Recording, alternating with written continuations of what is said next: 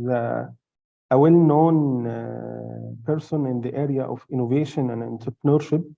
He is the senior IEEE member, fellow Institute of Engineering India, vice president Global Conference of IEEE TIMS, board member of IEEE Entrepreneurship, and chairman of the Ethics Awareness and Advancement Committee, Asia Pacific, Region 10. Also, he was the innovation director, head of complexity in the Volvo Group India. And he has a lot positioned in the area of innovation entrepreneurship. Also, he is the founder of Innovation by Design consultancy. It is a great pleasure to welcome him for this session. And I hope all attendees who are joining this session enjoy his talk. Welcome, Dr. Sudendra, and it is a pleasure to having you in this session. Thank you, Mohammed. It's a pleasure to be amongst you and share what I have learned in this area. Thank you, Sandos, also for nice to hear you again after we met in CAST the other day. So what I'll do is, like I said, I will share some of the things that I have learned. You can see my slides, right? Yes, we can see the slides. If you like to make it full screen. Yes, it is full screen now. Okay. So I will take you through some of the essence of things. See, there are a lot of things we can do, but yeah, in a short time, we can do some things, which I will try to do. So a little bit about myself, which already Mohammed spoke about. What I'll cover here is I'm on LinkedIn. So if any of you are interested to connect, of course, we can do that. I also have worked with many of these companies, which you see here. So what do I do with them is basically to help them in different ways to bring innovation into their culture, into their business. So bringing innovation skills into their teams and employees, intellectual property, patents generation, and so on. So different engagements with different things. Some of them have different ways of dealing with innovation, and they use startups as well. If you see, some of them use startups. So I help them find the startups, or if there is a startup, I help them make their idea more robust or more sellable, so to say, and so on. So one side organizations and one side startup. Different ways of engagement. And also I teach with academia, where, yeah, from a formal 4-credit course to different things that happen. Certification courses happen, and for technologists and researchers and so on.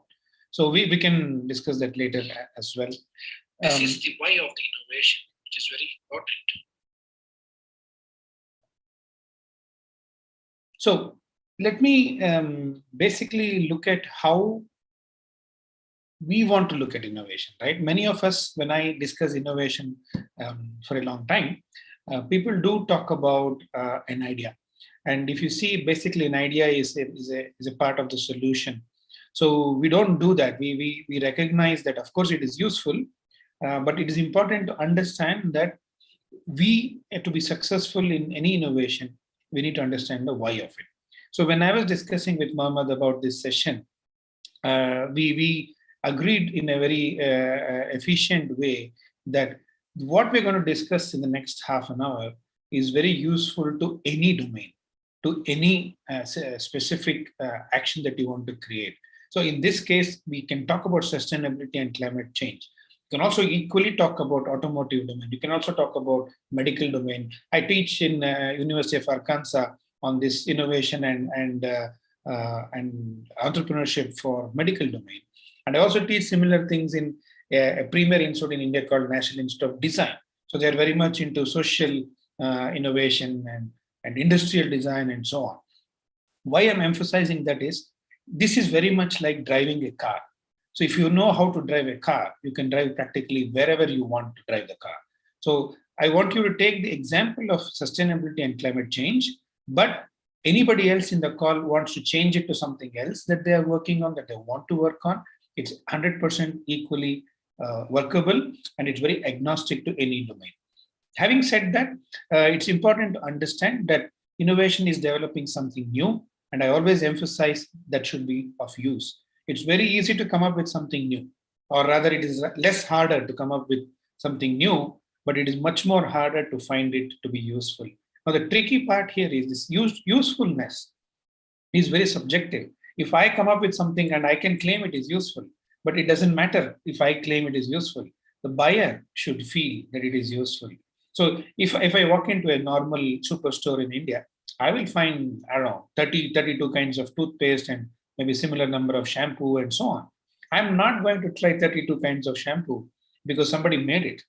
I'm going to try one or two at best. That's how it works. So when you think of usefulness, the difficulty is you are not the sole decider of what is useful to you. Somebody else has a say. Who is that somebody? Who has to pay for it? They get to decide. That's why you have very simple phones from $30, $40 to $1,500 phone, right? So because different people find different things useful, that makes innovation very challenging. But it's also looking at it as an opportunity. It always involves an opportunity to innovate for which you can come up with a solution. So and either the solution could be new or the opportunity could be new. I'll talk about that in a few minutes. At the same time, both of the ideal scenario is both of them should be useful. Meaning there are a lot of problems or opportunities that come forth, but they are not always useful to have an innovation. Because if you solve that, nobody cares. If you don't solve that, nobody cares. So the whole point here is to understand, is that opportunity worth going behind? And today, every company, every startup has limited resources and not to mention limited time. So you cannot find 1 to 100 and start solving one by one. You don't have time for that. You have to be very smart. You have to be very clever in understanding which opportunities are worth going forward with, right? So if you look at how to do that, one way is to start with thinking, are you thinking of a innovation-based new product? Products are basically those which are tangible, or is it a service, or it's a patent? And of course, patents are very different category, right? Because that's where the patent point comes in, is if you have a company, you have an idea, which you think it is useful, but you may not do a service or a product, you should still hold on to it. It is something of value if you think for another industry, for another company, you better hold on to it. Because if you can capitalize, if you can monetize, and there are companies who only do that. They don't create product, they don't create services, they only create IPs and sell them. So that is still of value. But in this process, the first and foremost thing I want you to remember is technology. Everybody talks about AI, everybody talks about ChatGPT, everybody talks about IoT, everybody talks about everything. It's all fine, it's all good, it's all nice, it's all necessary. But technology itself is not innovation. Technology is not by itself innovation. And what do I mean by that is the benefits of technology can be. An IoT-based solution can be. An AI-based scanning of oncology cancer patients can be. And blockchain-based records in a government office can be of use. So whenever you think of technology and innovation, don't stop at technology, go to the benefits. It's very, very important that we understand and keep this in mind, because today it's very easy to build a technology-based product. It's not hard, because when I was in Volvo, for example, we used to do a lot of technology-based innovation as well, especially in sustainability, right? You can recover things, you can recycle things, you can reuse things, you can repurpose. For everything, you can build a technology. But if the technology is not ending with any of these R's, right, then there is a problem, because the technology by itself, nobody will buy. 5G, nobody will buy 5G phones just because somebody made 5G. Things will be better, things will be faster, latency is lower. So that's why people will buy. And if you want thinking about any application, whether it's climate change or automotive or medtech or agriculture, the benefits of technology should be very useful. Take example for a drone. In a developing country like India, a drone is not that much useful in agriculture because there are people to do the job. But if you take the same drone to US, you have hectares of land managed by one person. And that means the benefits of technology is much more there. Similarly, any technology, if you take, the benefits is what makes it appealing. And we should be very clear when we talk about sustainability or climate change, what does it exactly mean? This is why I want to talk to you about one very simple, why I said patent is such an important thing is, and technology related to that. Look at this. This is basically cardboard folded in a certain way to carry a couple of pizzas, a soda bottle, and some sauces and napkins. In 2000, it was just before COVID, 18 or 19, the guy who patented this was asking a whopping $1.5 million. You can ask me whether there is hardware in it, software in it, nothing in it. It is just a cardboard folded in a certain way. Non-mutual exclusive deal licensing of $1.5 million for a cardboard, to put it very simply, folded. Why is it that it is so valuable? Why is it that there is no AI, IoT, and still it is so valuable? Because somebody who made this was selling this to pizza companies who were supposed to be sustainable companies, and their business was selling pizzas. So just because tomorrow they have a sustainability on their agenda, they need to still sell pizzas, but in a very sustainable way. And packaging is one of the most important elements that is in their control, which they can change and market it. So they were very interested in this because this was very, very, very valuable to them. So always think benefit, and if the benefit is an application seen by a customer or user, the alignment is very high, right? The next question is, what do we innovate? So in this, we can always think of sustainability in two ways, or any domain in two ways: top line and bottom line. Top line is what the customer can see. For example, if I make a new pen without a cap, new pen which retracts the moment I hold it in my hand vertically, and the moment I put it down, it comes out the nib. So this is what a customer can see. I can charge for it. Bottom line innovations are what the company can see, or what the customer cannot see directly. If you paint a car with a robotic arm, which is based on IoT and let's say AI, machine learning, etc., this is what is seen by the company, not by the customer. So why is it important? Because when you sell your innovation, it becomes very imperative that you are exactly telling where you are putting the benefit to the customer as. So innovation can be top line, which the customer can see, or the bottom line, where the company can see.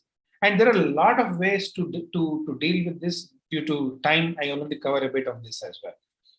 How to innovate is more important, which I want to focus on, right? Most of us think, if you look at this picture, most of us think, and I get this every day in my innovation professional life, is people say, okay, I have an idea I want to discuss with you. I said, okay, leave aside your idea. Tell me what is the opportunity. Tell me what is the problem. No, I have an idea. I want to explain to you. No, I don't want to hear it before I know what you're trying to solve it for. What is it for? What is it meant for? Why did you come up with this idea? Because 95% of the startups in IBM study showed that good people starting good startups fail because they build what nobody wants. And I worked across startups from Asia to Canada to Europe. It's more or less given that number. They're not bad people. They're not dumb people. They're very smart people. But they are doing something which nobody will find useful tomorrow. And that's where the problem comes. So if you start with a solution in mind, it is like finding the medicine first and then creating a disease for it. You will hardly able to do that, right? I cannot start selling a medicine and ask people, oh, do you have this problem? Do you have this problem? The best way is to solve with a question mark, solve with a problem. Is this problem worth solving? And like I said, there are a lot of ways and means and tools and techniques. I have different modules to cover those qualification processes, but all problems are not worth solving. So which one should we solve? But the important thing is that we should have something to solve before we actually go ahead and solve this, right? Now, that's when this very important quote and very inspiring quote that comes to my mind is, it isn't that we cannot find the solution, said Chesterton. It is that we cannot see the problem. And this is very, very interesting because we are trained to solve. We are not trained to find problems. It is not that we cannot find. We were not born with the skill of driving cars, but we learned it. Similarly, we can learn the skill of identifying problems. Now, if you're already good in solving the problem, and if you're learning the skills to find a problem, qualify the problem, justify why this problem should be solved, I think it's a fantastic combination to have in this world. Because the future skills, according to World Economic Forum, is about complex problem solving, critical thinking, and creativity. If you combine these two, you'll get innovation. So the future skills is asking us to be forcing us, urging us to be prepared for, innovation-ready people, because technology will come and go. But ability to find solutions innovatively is a very unique proposition of every individual. I go to the extent of saying it's a life skill because you can even apply in your personal life as well. And that's where I loved how the most successful innovator in my eyes, Thomas Alva Edison, told, He said, I find out what the world needs. Then I go ahead and try to invent it. I think it's so powerful that we are always in a hurry to solve before we know the problem, right? I explained this the other day, and then I asked the people in the room, how do I find the solution to find the number of people in the room? I got multiple ideas in about 20 seconds. Then I said, we never asked why we should solve this problem. Because that's the most important lesson I want you to take today. Whether it's sustainability or anything, you need to figure out, is there anything that won't sell? Because he said very clearly, sale is the proof of utility. That is success. So he cannot have a wire holding to get light. He had to make a bulb which people can use. And that's how he was successful. Whether it's a tape recorder or the many things he created, people use today. And that's where the success comes from. The hardest part is the emotion.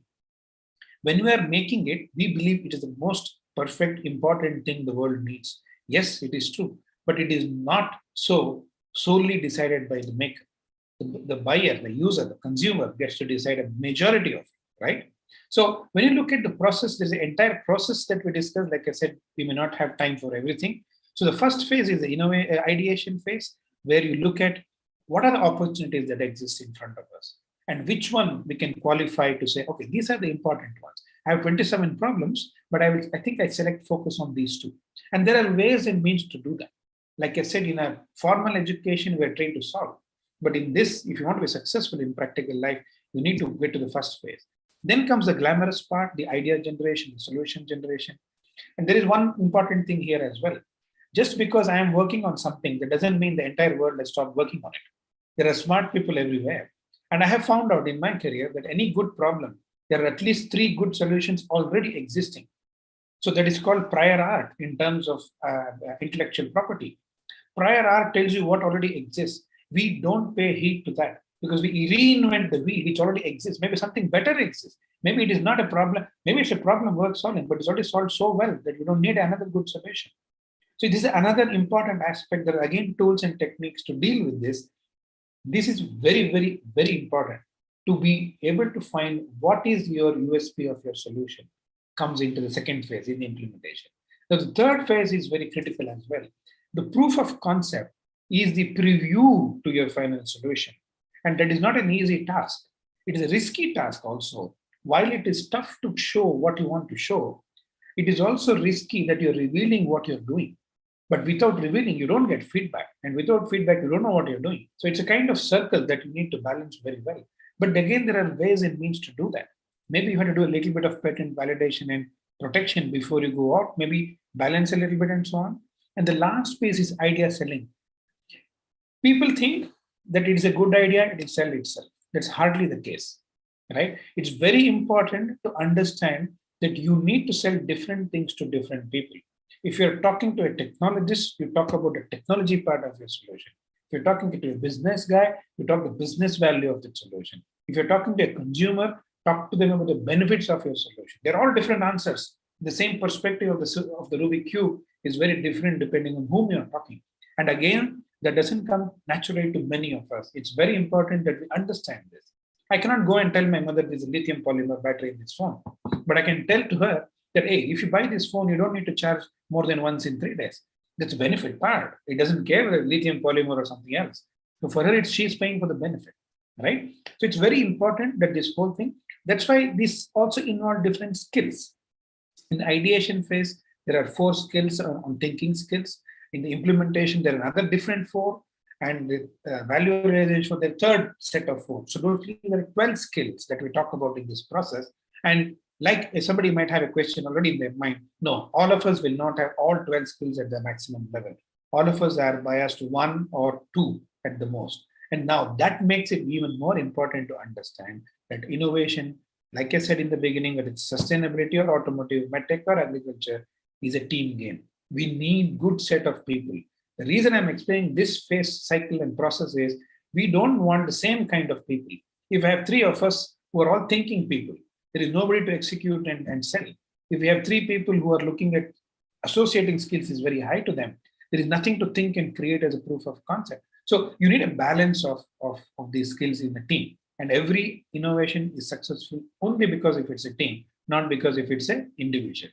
So in the qualification and identification, there are two kinds of problems, especially in sustainability and climate change. I have realized there are problems which I call the valuable opportunity. So there are a lot of sets of problems, and if you select some, it becomes a valuable problem. What is the difference between the left and the right is the time. The right side of the vertical line is what the problems can come in the future. The problems on the left side are what exists today. We have emission from internal combustion engine. That is already a problem on the left side. If you go to the right side, these are problems that can appear in the future. So what does it mean? Okay, tomorrow you can have connected vehicles. So maybe there's a breakdown of communication. Then what happens? Does it go like a zombie on the road? Or tomorrow there will be autonomous vehicles.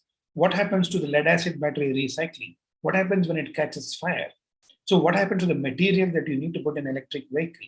What happens to the hydrogen fuel tank? So there are a lot of questions which are not problems today because we don't have autonomous vehicles. We don't have hydrogen vehicles running on the road, etc., etc. So right side of the vertical line is where you look at problems in the future. On the left side, they already exist today, right? So while the left side deals with data, so suppose accidents on road because of internal combustion engine catching fire, you have data. Depending on the agency that you work with, you get a lot of data depending on the country. But the trends on the right side help you say what could happen. For example, if you look at a given situation with lead acid battery, the range is increasing. If you look at the amount of composites in a vehicle, today it's not even 2 to 3% are recyclable actually. So that means there is a lot of trends that are showing demand for recyclability, change of material, change of tires, the trends towards hydrogen fuel cell. Now there is a new norm for sustainability and climate change is how do we use the Euro 7. So there are a lot of things that can happen in the future. That means they also cannot happen in the future. So that means the right side is more risky. At the same time, very rewarding if it materializes, right? So it's very a choice that the innovator has to make. The another way to look at your opportunities is take any current situation. You will see that there are gaps or there are disadvantages in the current situation, right? For example, if you take a cabin baggage when you travel in on a flight, it has a certain weight. Why is it not 100 grams? Well, that's a disadvantage. It weighs by itself heavy. So that also gives you opportunity to find what is a good problem to solve, right? And I told you about trends in the future problems. It looks very simple that when you look at trends, the trends say that things are changing in a certain way that you can go with the trend or you can go against the trend. It's not necessary that you have to go with the trend. If you look at the industry that's talking in the last 2 months, while industries in Europe were putting heavy investments for sustainability and climate change in the terms of non-fossil fuels, the trend was going towards non-fossil fuels. Now there is a new norm coming in called Euro 7, which gives a new lease of life to internal combustion engine. So now companies can go with the trend, with the electric vehicle, with hydrogen and blah, blah, blah. Or they can go against the trend and like Toyotas and the Hondas investing in hybrids, which lives the ICE life longer. So while you look at the trends and certain things are changing in a certain way, it doesn't mean that you have to do that. You can go against it as well. There is one important reference you can use when you are looking at trends is the Gartner's hype cycle. So you might have seen that, you might have used that. What it does, it's basically gives the view according to research of Gartner, what a technology goes through, what a domain goes through over time. So usually when a new technology comes, it's called the technology trigger. And then suddenly it becomes a high expectation range, like IoT, AI. At one point of time, 10, 12 years ago, it was home automation. Before that, it was something else. So this is a cycle it goes through. Something new comes, that it becomes high expectation. Then people start to understand it is not for everything. Then there is small improvement in what it can do. Then it stabilizes into a plateau of productivity. So you can find this Gartner's hype cycle for many, many technologies, many, many domains. And I urge you to look at it. If you Google it, you'll get enough of this. Again, you can use it to go with or against the trend. The most powerful one I have seen in sustainability and climate change, which you can work very well in any other domain also, is what I call the activity chain method. Whenever you see a user using something, there is an intended activity, which is the experience, and there are certain pre-functions before the intended function the user does, and there are a few things which the user does after the function. Let me take an example. So if you say cooking as an experience, as an activity, so I'm a company who make cooking stuff, for example, the pre-functions will be washing, cutting, preparing the vegetable, right? The post functions is preparing a dish and serving the dish and cleaning it up, right? So the pre-functions include buying, post functions can include waste disposal, right? So when you look at this, you might want to see an opportunity to innovate in sustainability and climate change, especially. What happens before somebody fuels a car? What happens somebody before they throw a battery somewhere in a dump yard, etc.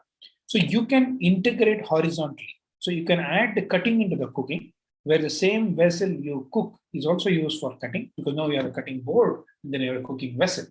So similarly, you can integrate right side, where you can cook and serve in the same dish, which is possible in many more cases, right? So this will give you an idea of what happens in the sustainability activity chain, how you can innovate as such. And the last piece is, while you do all this, you can also today make use of what is available as data. But a warning, a big warning, is data is not a decision engine. Data is a decision support engine. And data, if tortured enough, will tell you what you want it to tell. So data by itself is very, very vulnerable, is very, very agnostic to what you are trying to do with it. The same data can mean to different people to different things. So what it means is most important. So that means what I call is data is fine, but insights are even more important. You need to use your insights to make it. How do you do that? Is by triangulation. You use what the data says and what the data doesn't say. Okay, there is always this confirmation bias, as it's called in psychology, that when you see a data, you see what you want to see in it. My teacher used to say, if you read a new book, don't read what is in your mind in the book. You read what is in the book and take it into your mind. So data is very similar. The data might say there were 2,000 deaths in a certain part of the country, but that doesn't mean at what time. The data did not say the time. It did not say what type of vehicle. It did not say anything about the driver. So these two are very important, what it says and what it doesn't say, because that establishes how accurate is your assumption. And then comes what is it that you feel, because it's not a complete algorithm. You cannot leave it. There is a lot of judgment calls, and there is a lot of experience and exposure that comes into picture. But this will help you reduce errors and make more better decisions. So can we become innovators? Like I said, yes, whether it's sustainability or agriculture or medtech or anything else, you can. Because all of us have certain domain knowledge. We have certain experience, we have certain information that we have built. But if you look at innovation skills and then what we can learn that I talked to you about, then you can think of successful innovation, right? So this successful innovation comes because one, you know the domain, then you have the innovation skills, and applying that you can create. So you can imagine from seeing this picture, just innovation skills will not work. Just domain knowledge will not give you innovation. So you need to use the domain knowledge, apply the innovation skills, and come up with something useful. Almost to the end. So what is the problem? So some of the anchors to get you thinking. What is the problem? When does the problem occur? And when does the problem not occur? So how does it vary in time? So sometimes, for example, if you take a vehicle, it doesn't start when it is parked. It doesn't do this when it is moving. The product breaks when it is stored. The product is not breaking when I'm using it. Similarly, what is the problem leading to? Okay, because of that, what happens? How does it affect the customer? And who is affected? Because the who is most probably the person who is going to pay for this problem and solve as well. And when is the problem not a problem? Very important to understand. And there are two other variables. How is this problem manifesting? How is it experienced? How is it felt? Right? And the last is how big. Because you can solve any problem, but if there are not enough payers, there is no point in solving the problem. It just satisfies your ego, maybe self-esteem, but it doesn't make any business sense. So last couple of slides, creative problem solving is looking at the same thing as everyone else and thinking something different. Sustainability and climate change is the topic of the decade now, right? Everybody whom I meet are talking about it. But that doesn't mean there are not opportunities. There is always an opportunity to do something new and different. And the whole idea is the moment of truth comes in innovation is don't think of right or wrong. Right or wrong is not the approach to innovation. Is it useful? And how much? How different? How well? How easy? How simple? How complicated? At what cost? At what speed? That utility.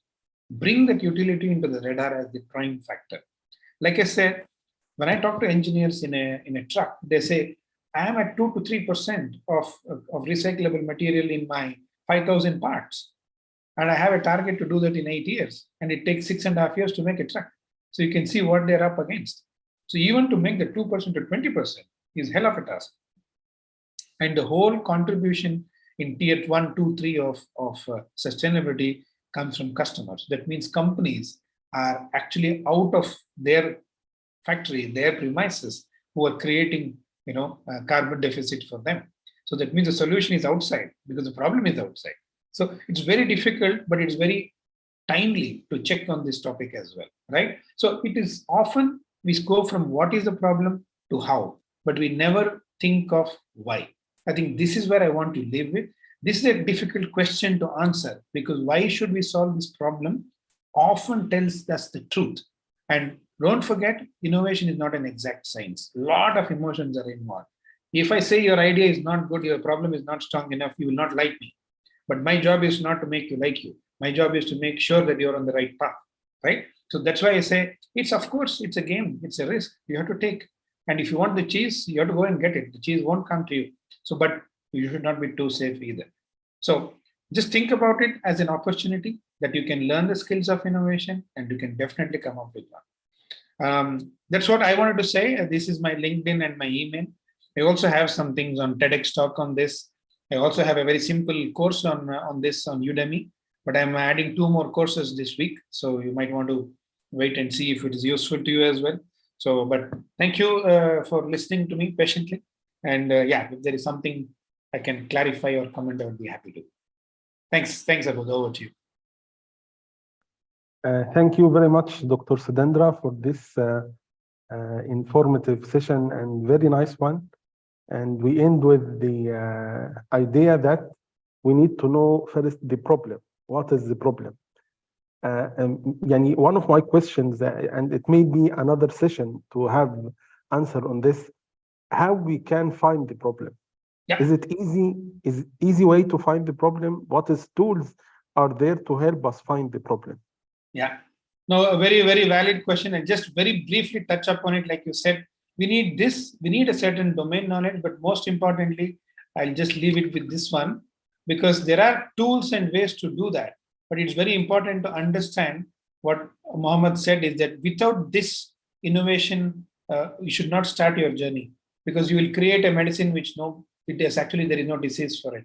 So there are ways and tools, Mohammed, like you said, maybe it's another session by itself. There are a lot of means and ways to do that. And one of them is customer feedback for companies. So there is an entire process toolkit that we discuss in these 2 steps. Because once you know the problems, some problems are bigger problems than other problems. Some problems are good problems, but you are not the one who can solve it. As a car maker, for example, accidents is not a problem that I can solve at all. I can make my car safe, but I cannot solve accidents as such. So your point is spot on. Very valid question. But it has a whole process by itself, yes. Thank you very much. Floor is open. If we have any question in the coming 5 minutes, you can write your question on the chat, or if you like to raise your hand and we open the mic for you.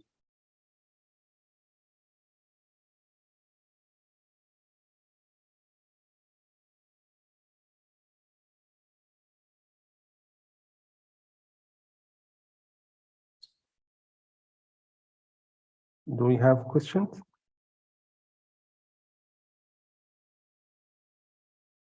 Okay.